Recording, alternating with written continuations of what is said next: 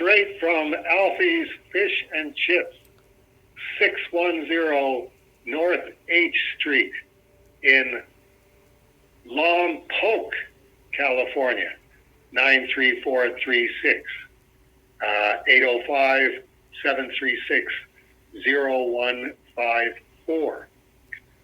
And you wrote, mention a moment of Cerebus and please hold her dates him and swordfish for 90, I say 90% off strange looks from the waitstaff, which sounds like a real deal to me. Anyway, so this is Mike Sewall from February 10th, 2025. Hello to the massively manly Matt and the exquisitely erudite Dave Sim. Okay, I'm putting it on a little thick. Anyway, question for Dave. The Cerebus phone book collection, was the ideal a simple extension of Swords of Cerebus, 4 to 5 collected issues, or something else? It was at the point of something's got to give here. By the time we were doing the monthly Cerebus comic and publishing Swords of Cerebus and keeping Swords of Cerebus in print, that's a real publishing juggling act. So it sort of compelled the decision making of, and we, Denny and I had been discussing it, and then this took place after Denny left, and I went, okay, what's the ridiculous extreme from the Swords of Cerebus collections, given that High Society is going to be 25 issues? What do we have to do to collect 25 issues under one cover? Because it wasn't going to work to just keep doing Swords of Cerebus and end up having 75 of them after issue 300 came out. So it was an extension of Swords of Cerebus because it was, the first time that somebody said, hey, what do you say we reprint all of these in order that they were published and reprint all of them so that if somebody gets Swords of Cerebus volumes 1 through 6, they've got Cerebus 1 to 25. But it was also, okay, this is my attempt at a graphic novel or a series of graphic novels. So we're going to have to scale up. We're going to have to scale up to something else. This seems to make the most sense. Although it probably made more marketing sense to do, say, 2 volumes of High Society, 12 and 13 issues, and charge less for them. Probably would have sold more that way. But then, again, you've got the same problem. How are you going to keep all of these in print? Which is why at that point it was, okay, the next time that we have to do a Swords of Cerebus reprinting, instead of that, we're going to do a Cerebus volume, just like the High Society volume, and that's how we're going to be moving forward on this.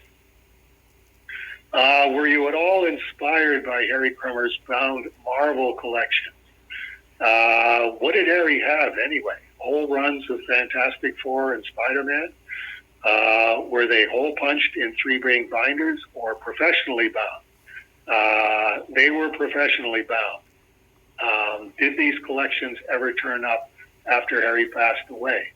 They may very well have. I don't remember. I don't think he had any personal identification on it that said, property of Harry Crummer. They were just standard bound volumes, the same as you would see in a lawyer's office or with an encyclopedia. And it was everything from the Marvel age. I think from Fantastic Four #1 on, although at the time he probably would have had Tales of Suspense, 1 through whatever issue number, even though Ant-Man didn't appear until number 27, just because it was a lot easier to collect Marvel comics at that time, and very, very relatively inexpensive. I mean, at the time that Harry opened Now and Then Books, which was 1971, he had a copy of Fantastic Four #1, and he had it for $50, and everybody was giving him a hard time because you could buy any number of Fantastic Four #1s at that time for in the range of $15 to $20. I wasn't inspired by them because bound volumes have always left me cold. Part of the problem that I see with them is that the binder reserves the right to trim them. Like it has to be, they have to be bound and then trimmed on the 3 sides, on the 3 open sides, and that means you're taking off part of the comic book. And with some of the comic books, it meant you're coming pretty much right up to the panel borders, and I didn't like the look of it. I understand it. I understood it more as this was something that someone who had completed his Marvel collection and was still just completely obsessed with Marvel, that even completing the sets wasn't enough. Now I have to do something else with them, and it was, putting them in bound volumes. I think once you put them in bound volumes, you never actually look at them again. It's not a comfortable read because a fair amount of the information disappears into the spine because of the binding process, and it gets clipped right up to the edge of the page, and I was of the mind that if I want to go back and read these, I want to go back and read them. I don't want to read them in a bound volume, and I don't want to have them in bagged and boarded. So I have to unbag and unboard them. The Office collection of Cerebus and L with a question mark and glamourpuss are both like that. It's just a pile of books because that's what they're there for, is to be thumbed through and looked through for reference. Bound volumes, they're in the same category as hardcovers for me. So I would have to say, no, I wasn't inspired by that, but I was inspired by the idea that if you can get all of this under one cover, I think that'll be an impressive trade paperback. And at last, most importantly, who first called them phone books? And it's like, I have no idea. It certainly wasn't me, because I was shooting for graphic novel, but